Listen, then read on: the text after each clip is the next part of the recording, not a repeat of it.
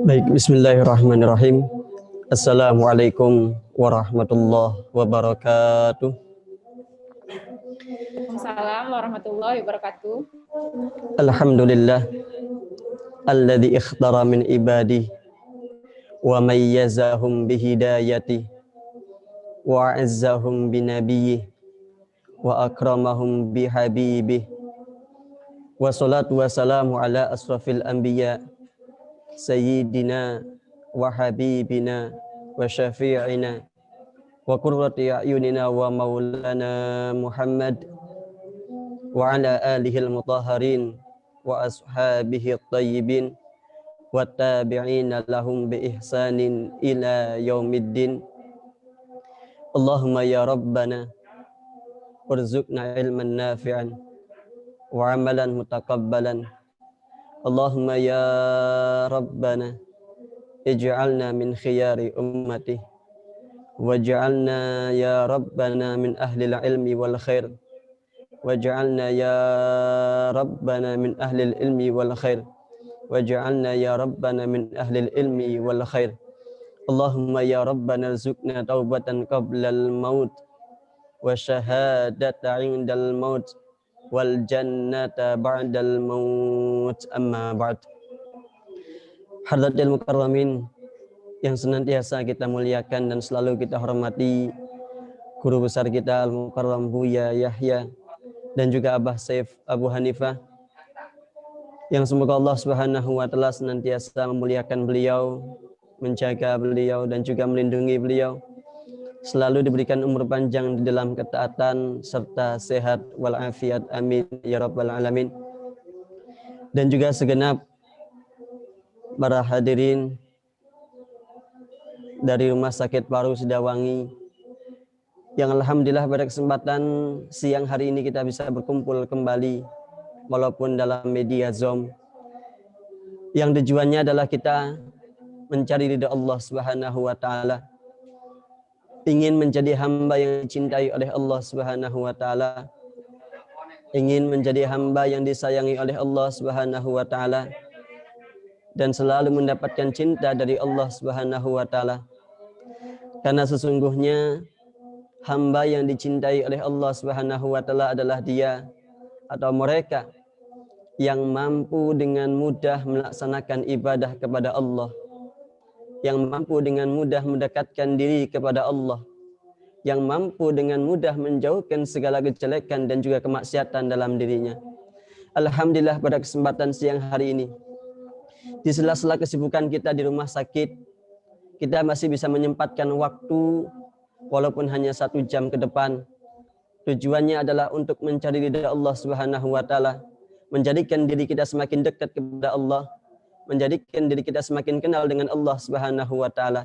Maka ayo pada kesempatan siang hari ini kita syukuri nikmat yang Allah berikan kepada kita, sehingga bukan cuma Jumat ini saja, tapi Jumat depan pun kita akan dipilih oleh Allah. Jumat kemudian lagi akan dipilih oleh Allah Subhanahu wa taala. Jumat lagi nanti akan dipilih lagi oleh Allah Subhanahu wa taala. Saat ini kita dipilih, ikutin acara seperti ini. Tapi pernahkah kita berpikir akan saudara-saudara kita yang mungkin bekerja dalam satu ruang lingkup yang sama, yaitu di Rumah Sakit Paru, atau mungkin teman-teman kita, saudara kita yang berada di luar rumah sakit ini, yang mereka lebih sibuk dengan dunianya, sibuk dengan hawa nafsunya, ngikutin segala keinginannya sehingga lupa akan kewajiban-kewajiban dia. Di antaranya kewajiban menuntut ilmu saat ini.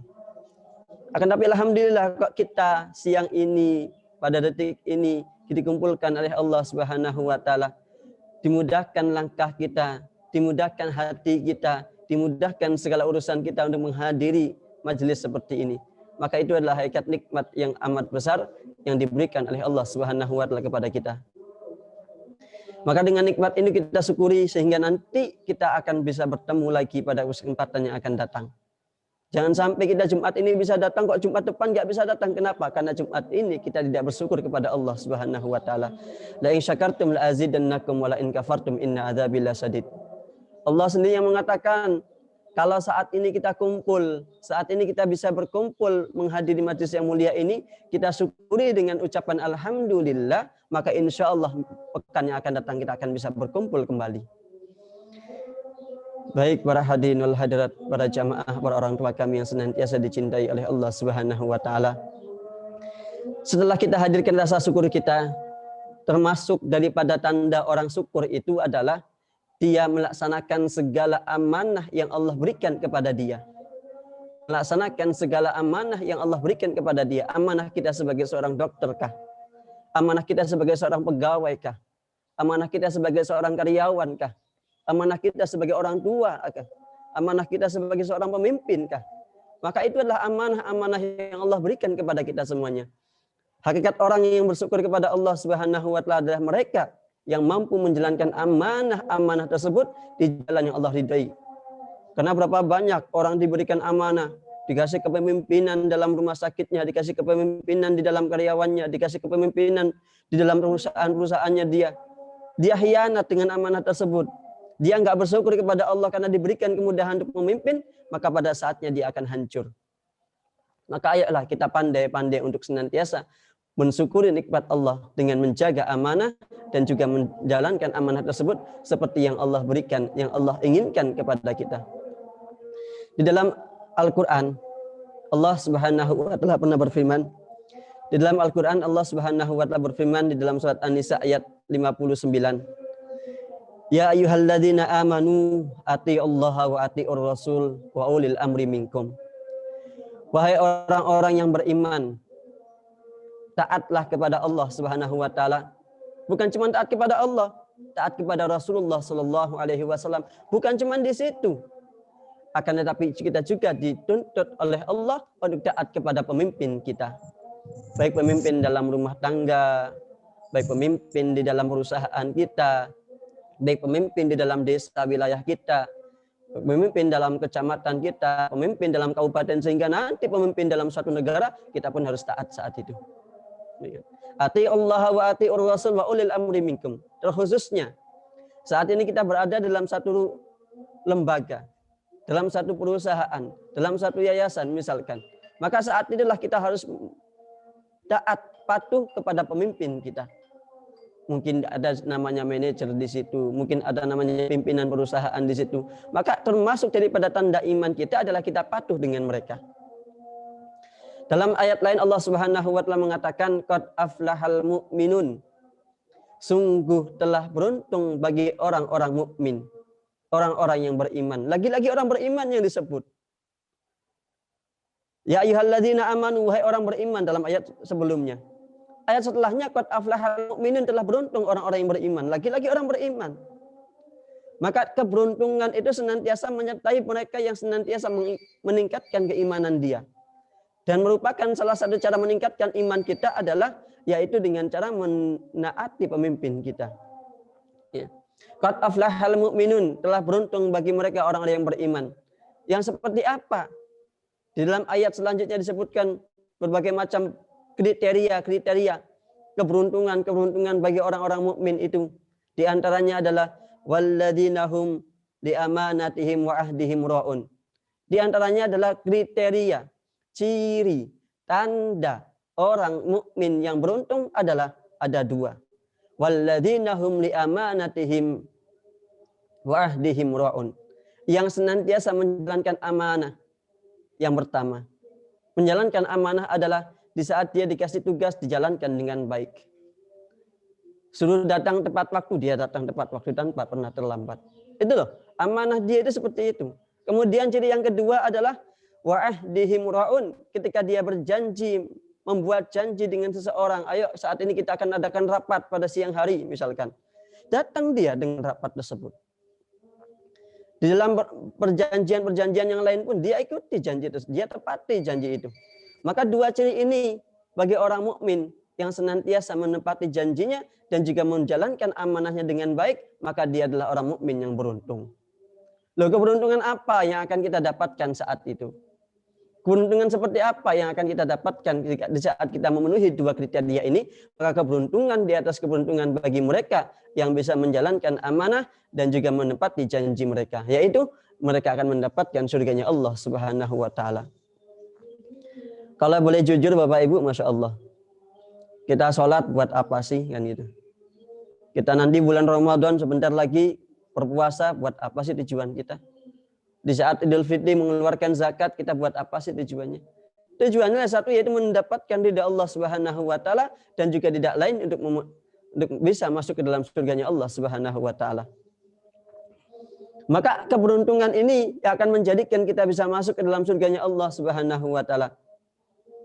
Maka tanda orang atau cirinya orang yang bisa menjalankan amanah dengan baik atau seorang yang patuh dengan pemimpinnya adalah ada 4. Di antaranya dia memiliki sifat yang amanah. Yang kedua, dia memiliki sifat yang jujur. Yang ketiga, dia memiliki sifat yang tanggung jawab. Dan yang keempat, memiliki sifat integritas, artinya kebersamaan yang bagus. Di dalam mempersatukan karyawan yang lain dan mempersatukan teman-temannya dalam kebaikan. Sehingga apa? Tercapainya sebuah tujuan bukan hanya pemimpinnya saja, tapi didorong juga dari bawahannya. Karyawannya mendukung kebaikan-kebaikan tersebut. Sehingga majunya sebuah perusahaan, majunya sebuah lembaga, majunya sebuah yayasan, itu juga bergantung kepada bawahannya seperti apa. Oh, pemimpinnya Masya Allah, cerdas orangnya, amanah. Tapi bawahannya nggak ada yang amanah, bawahannya nggak ada yang jujur, tinggal menunggu itu kapan hancurnya. Ya kan? Maka adanya sosialisasi, artinya apa? Hubungan timbal balik antara pemimpin dengan bawahan itu yang menentukan kemajuan, perkembangan sebuah yayasan, perkembangan sebuah perusahaan misalkan. Bukan cukup dari pihak pemimpin saja, pemimpin iya harus amanah dia dengan kepemimpinannya. Di saat dia memegang amanah yang besar, pemimpin itu memegang ratusan karyawan misalkan, memegang ratusan pegawai saat itu, dia harus amanah memang dengan kepemimpinannya. Tapi bukan cuma di situ, kita pun sebagai karyawannya misalkan, atau kita sebagai pegawainya, apakah itu di dalam pegawai di apoteknya kah, atau mungkin di bagian bersih-bersihnya kah, atau mungkin bahkan tukang kebunnya sekalipun, bagian nyuci-nyuci dan sebagainya, itu pun harus amanah. Sehingga amanah dari seorang bawahan tersebut, pegawai tersebut atau karyawan tersebut menjadikan berkembangnya atau majunya sebuah perusahaan itu. Ya. Karena sering kita dengarkan juga di dalam khutbah-khutbah Jumat yang intinya adalah meningkatkan ketakwaan. Loh, takwa yang sesungguhnya itu gimana? Takwa yang sesungguhnya itu seperti apa? Disebutkan oleh guru kita bahwasanya takwa yang sesungguhnya adalah 2 hal, yaitu kita jalin hubungan kita dengan Allah, perbaiki sholat kita, perbaiki puasa kita, perbaiki zakatnya kita. Itu urusan kita dengan Allah. Tidak cukup di situ. Orang kalau rajin sholat, kalau dengan karyawan, dengan pemimpinnya kurang ajar, Masya Allah, nggak diterima sholatnya itu.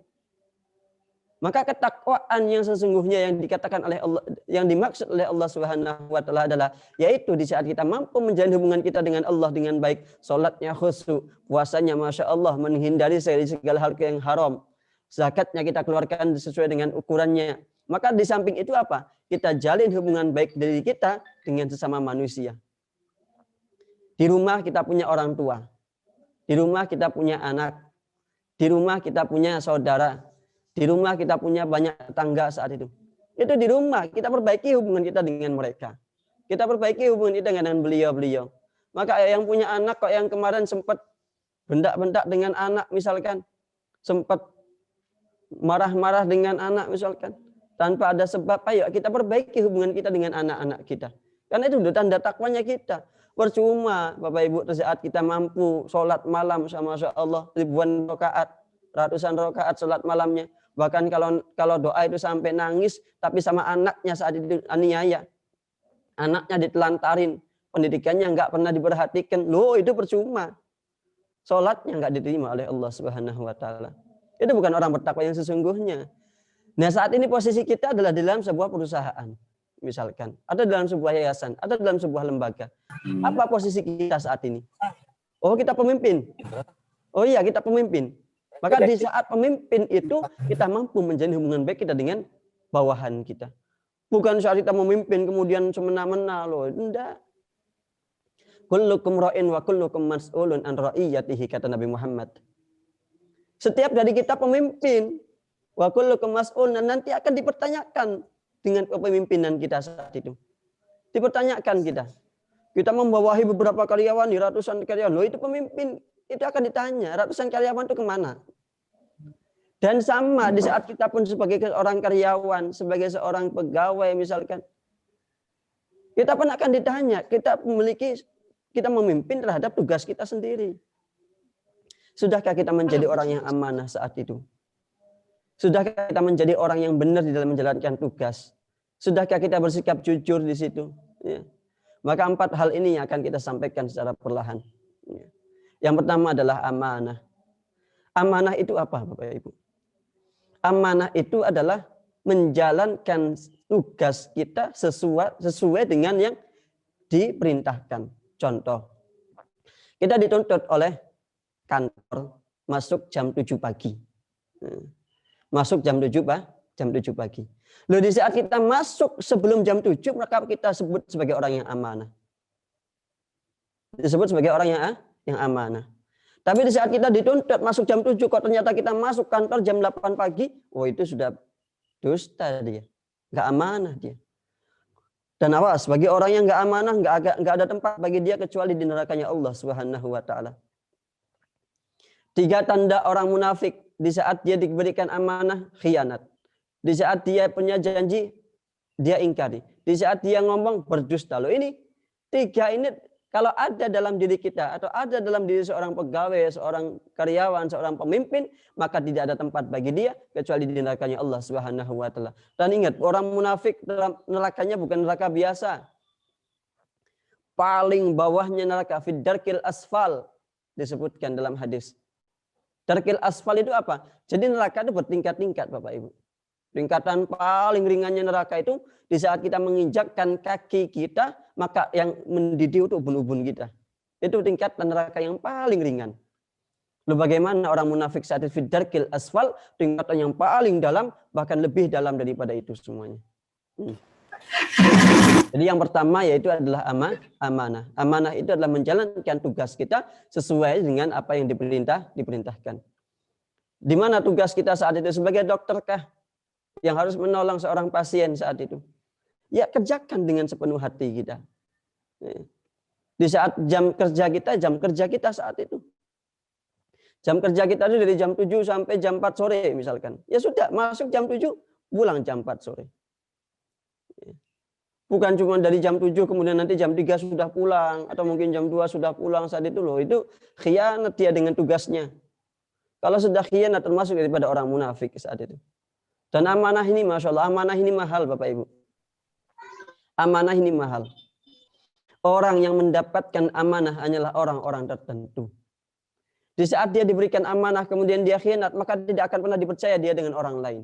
Jangankan Allah Subhanahu wa Ta'ala. Di saat kita memberikan amanah kepada saudara kita, memberikan amanah kepada teman kita, memberikan amanah kepada siapapun saat itu, kalau dia khianat terhadap apa yang kita berikan, maka saat itu dia telah khianat. Maka kita akan nggak pernah percaya lagi dengan dia kalau gitu. Kenapa? Karena di saat kita memberikan amanah, kok dia khianat. Iya kan? Nah itu nalurinya seorang manusia. Loh, sama di saat Allah memberikan amanah kepada kita saat itu, ya kan? Amanah ini luas sebenarnya Bapak Ibu. Bukan cuma urusan kita dengan urusan antara seorang karyawan dengan pemimpin saja, bukan.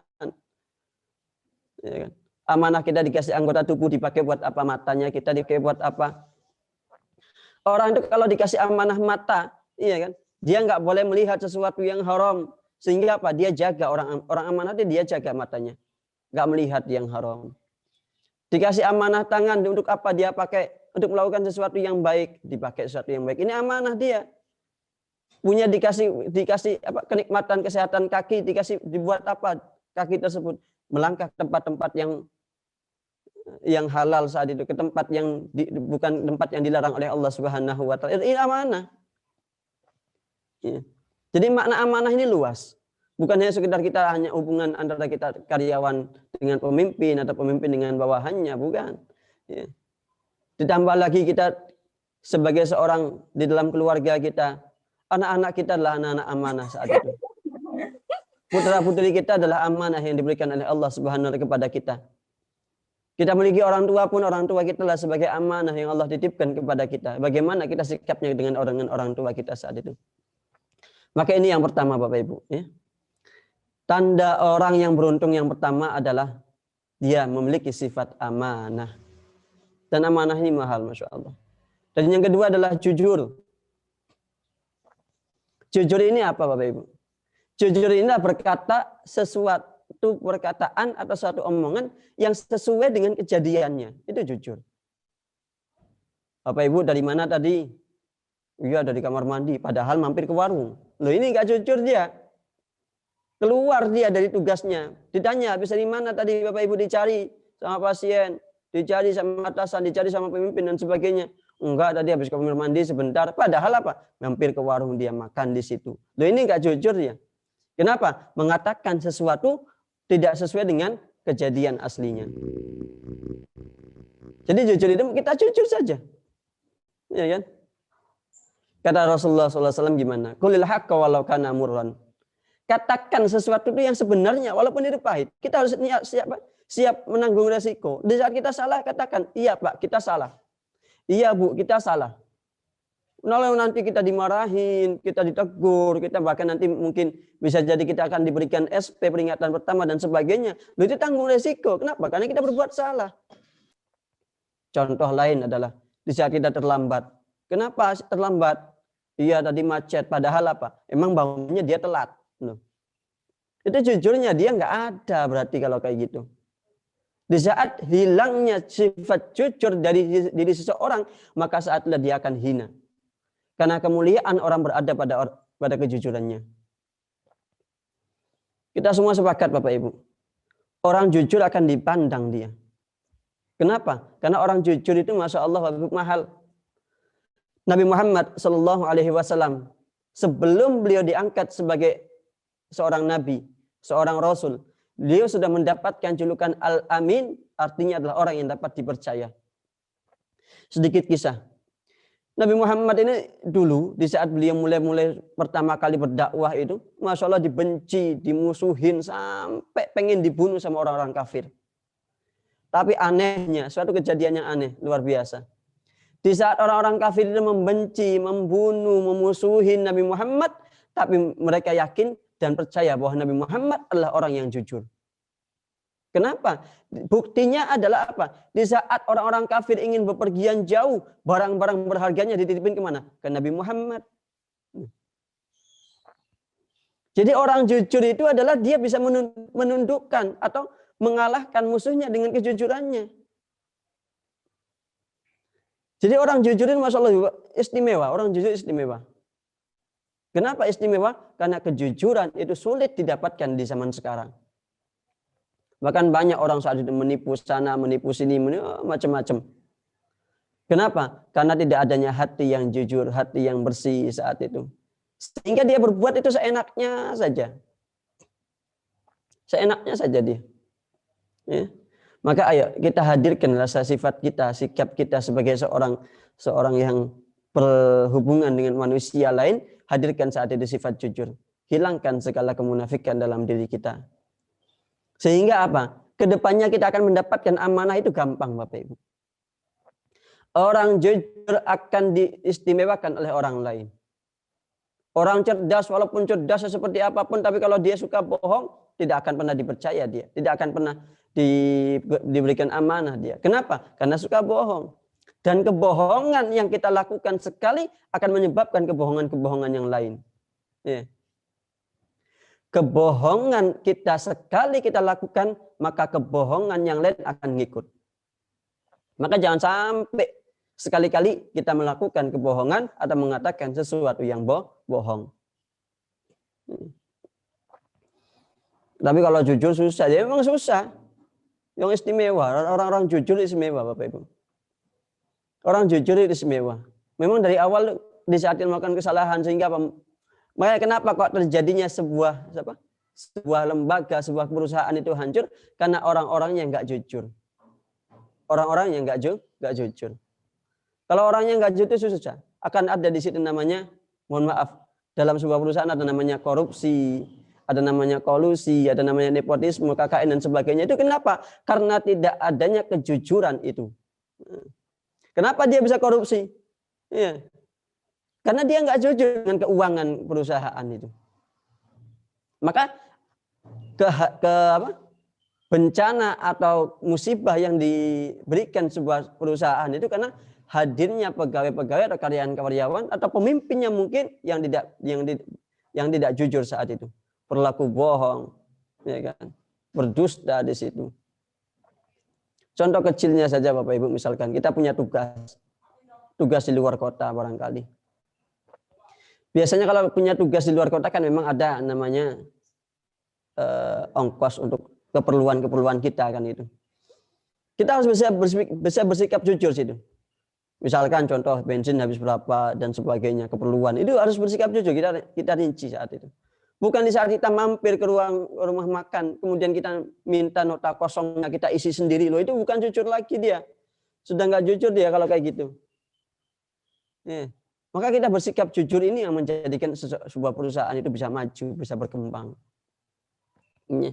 Karena kejujuran akan menjadikan dia menjadi orang yang istimewa. Dan yang ketiga adalah tanggung jawab. Ya.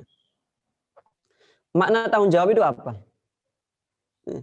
Nanti dari 4 sifat yang kami sebutkan adalah akan timbul namanya kepatuhan kepada pemimpin. Ya. Kepatuhan kepada pemimpin itu penting. Kita misalkan di saat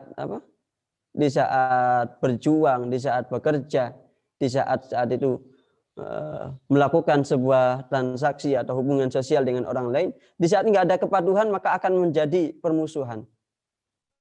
Pemimpin nggak beres kepada bawahan, bawahan nggak beres kepada atasan. Itu kenapa? Karena nggak adanya kepatuhan. Iya ya. Coba andaikan bawahannya, karyawannya, pegawainya patuh kepada pemimpin, pemimpin pun akan senantiasa dia bersikap baik. Iya. Dan yang ketiga adalah tanggung jawab. Makna tanggung jawab ini adalah kita mengemban amanah tadi, mengemban amanah dengan jujur tadi itu. Jadi gabungan antara amanah dan juga jujur akan timbul rasa namanya tanggung jawab. Tanggung jawab ini yang memang sedikit sekali orang memiliki sifat ini. Ya. Kenapa? Karena orang itu kalau sudah apalagi sudah melakukan kesalahan loh ya. Sudah melakukan kesalahan sehingga dia lempar kepada temannya. Oh. Ya. Ada pengaturan lagi. Dia lempar kepada temannya kesalahan tersebut. Loh, ini nggak ada tanggung jawab kayak gini. Sehingga yang ada permusuhan di dalam sesama karyawan, bermusuhan di situ. Tidak harmonis lagi, tidak adanya kasih dan cinta sesamanya. Kalau sudah bermusuhan antara satu sama dengan lain itu, maka tidak akan pernah maju. Ya. Maka tanggung jawab itu di saat kita melakukan kesalahan, ayo kita yang maju. Mohon maaf Bapak Ibu, iya tadi kita melakukan kesalahan ini sebabnya karena ini. Hadirnya rasa tanggung jawab karena hadirnya rasa amanah dan juga jujurnya dia. Kalau sudah amanah jujur, maka hadirlah saat itu rasa tanggung jawab. Kalau amanah jujurnya tidak ada, maka nggak akan pernah ada rasa tanggung jawab saat itu. Seorang pemimpin misalkan, ya. Bisa pemimpin saat itu memimpin ratusan karyawan, puluhan karyawan. Kalau nggak ada rasa tanggung jawab gimana? Tinggal begitu saja. Ya. Sudah waktunya diberikan gaji nggak dikasih, itu nggak ada tanggung jawab namanya pemimpin tersebut. Ya. Maka tanggung jawab ini intinya adalah apa? Gabungan antara rasa amanah kita dan juga jujur kita di dalam bersikap atau berhubungan dengan manusia yang lain. Dan yang terakhir adalah integritas, artinya kita pun makhluk sosial manusia ini kan gitu. Makhluk sosial itu gimana? Kita nggak mungkin Bapak Ibu bisa hidup sendiri. Makanya makna takwa yang sesungguhnya itu tadi, kita jalin hubungan baik kita dengan sama manusia. Kalau di rumah ya kita dengan orang tua kita, di rumah ya kita dengan putra-putri kita, di rumah ya kita dengan saudara-saudara kita. Loh, kalau kita di sebuah perusahaan, sebuah lembaga, maka gimana hubungan baik kita dengan sesama karyawannya, dengan atasan kita. Sehingga apa? Terjalin komunikasi yang baik, terjalin silaturahmi yang sesungguhnya, terjalin kasih dan cinta sama manusia saat itu. Cinta karena Allah tentunya. Ya. integritas ini yang menjadikan seseorang itu bisa membangun kekompakan, rasa kompak, ya kan? Rasa percaya satu sama lain. Ya. Kenapa kok hilangnya rasa percaya satu sama lain? Karena sifat ini yang tidak ada biasanya. Satunya suuzon dengan yang lain. Loh ini, itu tuh tahu nggak? Kemarin, kenapa pulangnya, keluar kantornya paling akhir? Karena ada sesuatu yang ngambil dulu gitu. Loh ini, kalau ada bisikan kayak gini nih Bapak Ibu, sudah dia nggak akan bisa kompak saat itu. Nggak akan pernah bisa menghadirkan rasa amanah dalam dirinya. Ya kan? Nggak akan pernah bisa menghadirkan rasa cinta dan kasih sayang dengan sama manusia, dengan sama karyawannya. Loh kalau orang karyawan macam kayak gini nggak bisa dia. Nggak bisa maju. Ya kan? Maka integritas ini menjadi kekompakan orang. Tidak ada suuzon, tidak ada pikiran buruk dengan orang lain, ya kan? Bahkan Bapak Ibu, di saat dia itu di saat melihat temannya melakukan kejelekan, melakukan kesalahan, yang ada timbul adalah husnuzon. Ya. Kenapa kok dia keluarnya telat? Oh, barangkali dia adalah orang yang paling rajin, yang sering bersihin kantor itu, ya kan? Kan kita kalau pagi-pagi datang kantor bersih terus, loh itu mungkin beliau. Karena kalau pulang dia pulang lagi terus. Loh ini husnuzon yang ada. Kenapa? Karena adanya rasa saling percaya. Iya kan? Timbulnya rasa percaya di antara sesama karyawan, sama pegawai, sama dengan pemimpinnya sekalipun, itu yang menimbulkan sebuah kemajuan dalam sebuah lembaga tersebut. Ya. Nah, sifat ini yang menghadirkan rasa patuh kita kepada pemimpin kita. Orang itu kalau nggak amanah, nggak jujur, kemudian nggak tanggung jawab dan nggak juga menghadirkan rasa percaya dengan sesama temannya, dia nggak akan pernah bisa patuh dengan pemimpinnya. Ia mungkin bisa patuh, tapi patuh di depannya saja, di belakangnya dia khianat. Hanya ingin mencari muka, hanya ingin mencari nama, hanya ingin mencari pangkat yang dia cari. Sehingga apa? Baik di depan, di belakangnya nggak tahu seperti apa. Ya. Karena kembali kita bacakan dalam surat An-Nisa itu, sebutkan, ya ayyuhalladzina amanu atiullaha wa atiur rasul wa ulil amri minkum. Jadi patuhnya kita itu kepada Allah patuh, kepada Rasulullah juga patuh, dan kepada pemimpin kita. Siapapun itu yang ada dalam perusahaan kita patuhi pemimpin kita. Dan jangan sekali-kali kita berteman kepada orang yang berkhianat, atau membantu dia berkhianat, atau membantu orang yang berkhianat saat itu. Loh, kalau kita membantu berteman, ya kan, dengan orang-orang yang nggak amanah saat itu,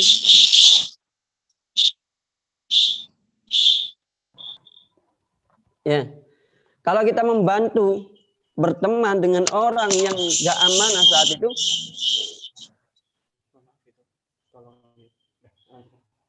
sudah dimut semua ya. Baik. Di saat kita membantu atau berteman dengan orang yang khianat, maka sama nilainya kita dengan mereka. Kenapa kok sama? Ya karena kita membantu mereka. Iya kan? Dari saat kita membantu mereka, berarti kita nilainya sama dengan mereka. Kita nggak ada amanah, nggak ada jujurnya di situ, nggak ada rasa tanggung jawab di situ. Maka termasuk daripada orang munafik kita saat itu. Loh, kalau kita sudah munafik nggak bisa Bapak Ibu. Ya. Baik, intinya adalah kita senantiasa hadirkan rasa percaya diri kita untuk menimbulkan rasa amanah dalam diri, menimbulkan jujurnya kita. Yuk, yang kemarin barangkali kok nggak amanah kita rubah sekarang. Ya.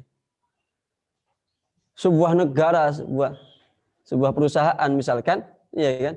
Sebuah negara atau sebuah perusahaan tidak akan menimbulkan atau menyebabkan suatu kerusakan di saat apa? Di saat karyawannya, bawahannya atau pegawainya saat itu bisa menjalankan amanahnya dengan baik.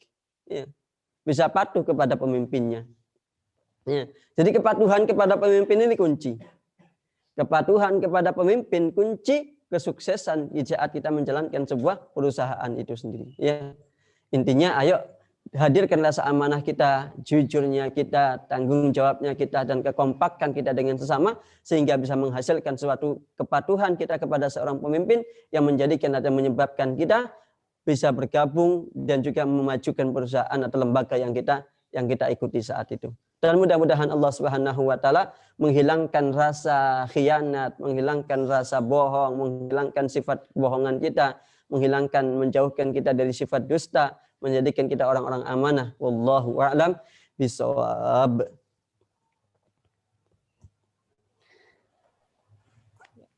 Alhamdulillah, syukron kasyiron kami haturkan atas ilmunya kepada Ustadz Abdurrahman.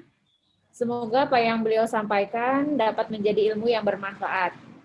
Amin ya rabbal alamin. Bapak Ibu yang dirahmati Allah Subhanahu wa taala, selanjutnya memasuki sesi yang kita tunggu-tunggu, yakni tanya jawab.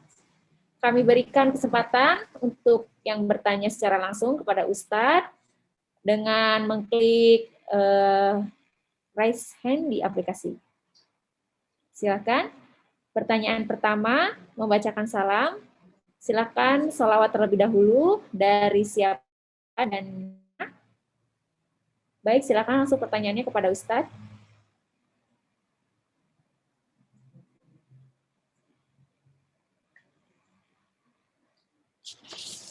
Ibu, Bapak ada yang mau ditanyakan yang di ruangan ini?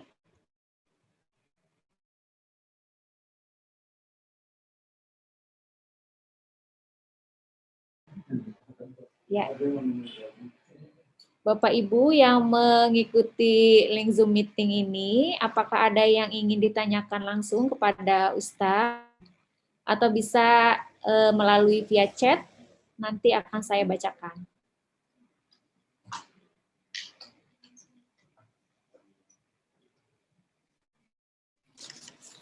Ya. Sambil menunggu pertanyaan dari yang lain, Ustadz, ada pertanyaan yang akan saya bacakan.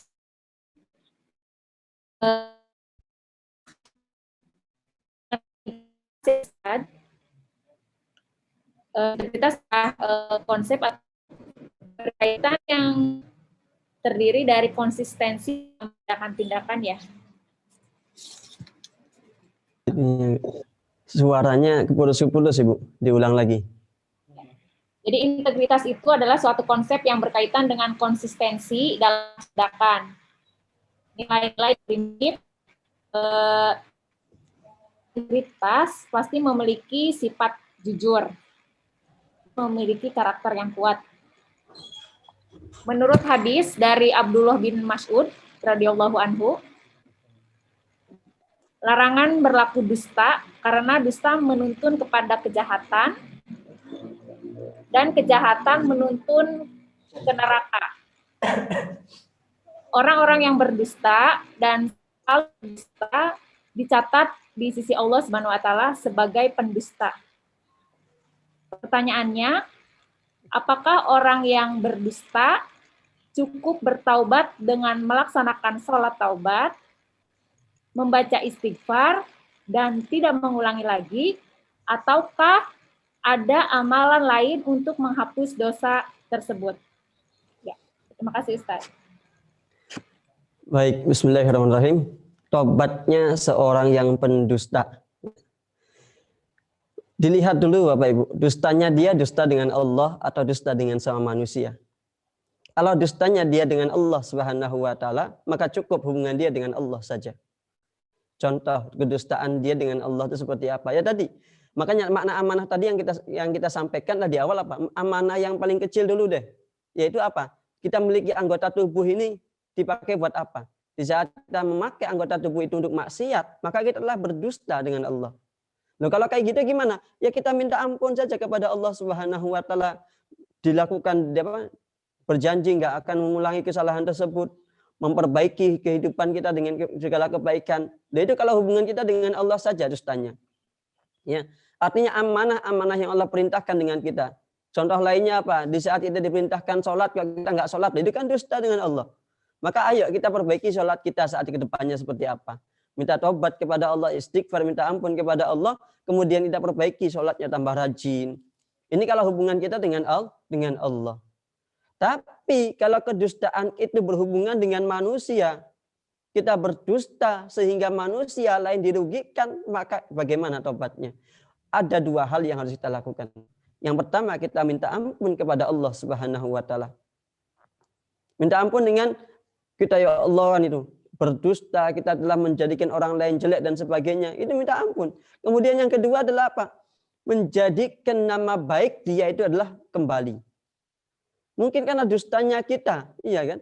Dustanya kita menjadikan orang itu memiliki nama jelek, nama baiknya hilang dan sebagainya. Maka bagaimana caranya di saat kita itu bisa mengembalikan nama baik dia saat itu. Loh, itulah. Jadi bagaimana sih tobatnya seorang yang pendusta? Dilihat bagaimana hubungan dia dengan Allah saja, ataukah kedustaan itu berhubungan juga dengan manusia. Kalau hubungan dia dengan Allah saja, maka ayo perbaiki, minta ampun kepada Allah, sholat tobat barangkali. Kemudian nanti ke depannya kita perbaiki ibadah-ibadah kita. Kalau hubungan dengan manusia tadi, menjadikan kembali. Kalau minta maaf, minta maaf. Ya, minta maaf kepada manusia tersebut, kepada teman kita, saudara kita, atau siapapun yang telah kita zalimi dengan kedustaan kita. Ya kan? Yang kita zalimi dengan kedustaan kita, maka kita minta maaf ke mereka. Menjadikan kembali, dan ditambah lagi apa, dengan senantiasa mendoakan kebaikan untuk dia. Ya, itu. Ya Allah, itu tetangga kemarin karena kedustaanku kan dia dicap jelek di dalam kampung, ya Allah. Jadikan nama baiknya adalah kembali. Ya Allah, jadikan anaknya soleh-soleh. Itu dengan doa-doa seperti itu. Sehingga apa? Kembalinya apa? Dosanya terhapusnya dosanya kita itu adalah dengan cara-cara tersebut itu. Ya. Jadi intinya adalah kalau emang kedustaan kita berhubungan dengan Allah saja, maka ayo kita perbaiki hubungan kita dengan Allah saja. Minta ampun, bertobat kepada Allah, berjanji nggak akan mengulangi, kemudian kita perbaiki ibadah kita. Lalu kalau hubungan dengan manusia, minta maaf dengan manusia tersebut, dan juga minta ampun kepada Allah, mengembalikan nama baik manusia tersebut yang telah kita jadikan jelek, dan juga mendoakan dia dengan doa-doa kebaikan. Wallahu a'lam bishawab.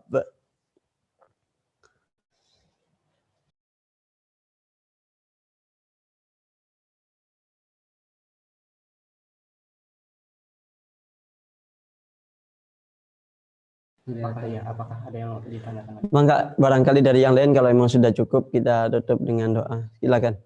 Langsung nggak apa-apa. Yang dari chat biar nanti kami bacakan chatnya. Atau yang langsung silakan.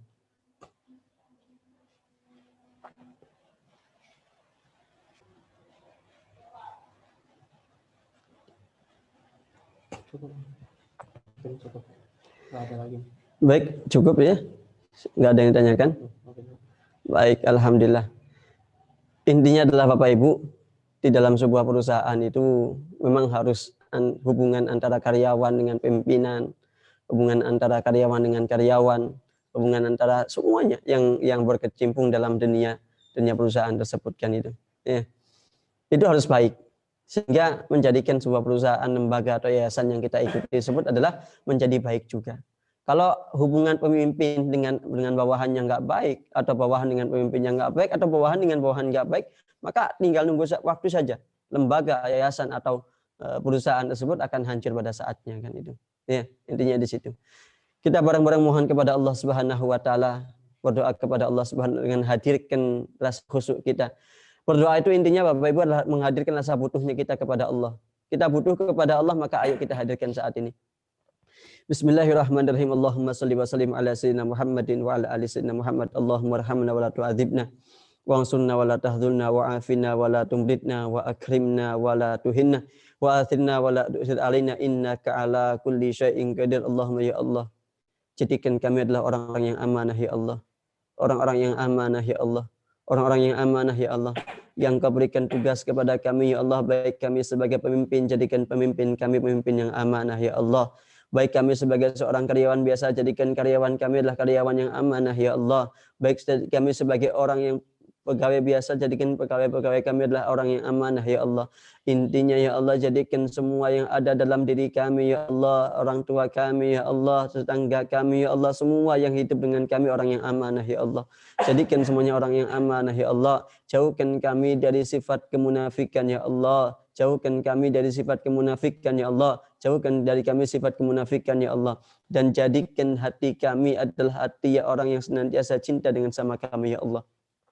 Hilangkan suuzon di dalam hati kami ya Allah. Hilangkan suuzon dalam hati kami ya Allah. Hilangkan suuzon dalam hati kami ya Allah, sehingga hubungan kami dengan teman kami baik ya Allah. Hubungan kami dengan pimpinan kami baik ya Allah. Hubungan kami dengan bawahan kami baik ya Allah. Jadikan hubungan kami adalah hubungan orang-orang saling mencintai karenamu ya Allah. Saling mencintai karenamu ya Allah. Saling mencintai karenamu ya Allah. Hilangkan ya Allah dalam hati kami benci ya Allah. Hilangkan ya Allah dalam hati kami kebencian ya Allah. Hilangkan dalam hati kami kebencian ya Allah. Yang Engkau hadirkan hanyalah rasa cinta dan kasih kami dengan sama kami ya Allah.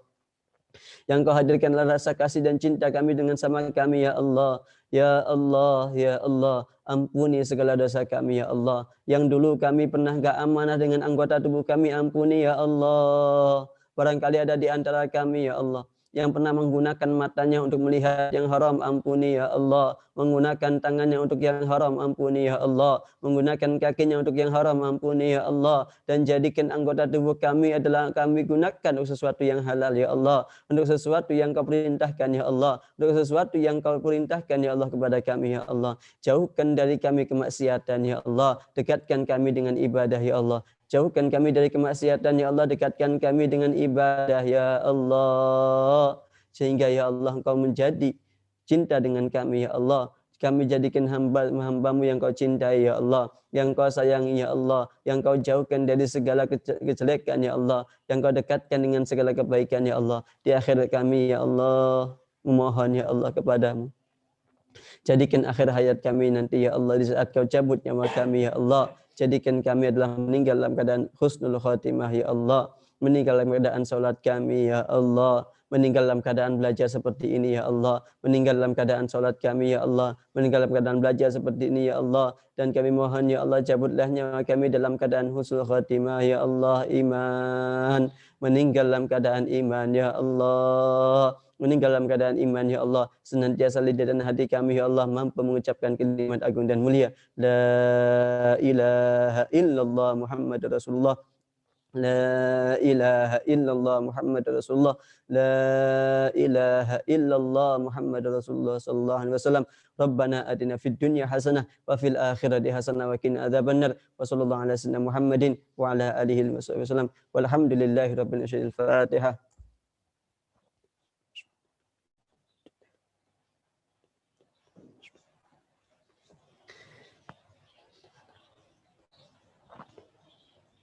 Baik, kurang lebihnya mohon maaf. Kami akhiri. Wabillahi taufiq. Wassalamualaikum warahmatullahi wabarakatuh.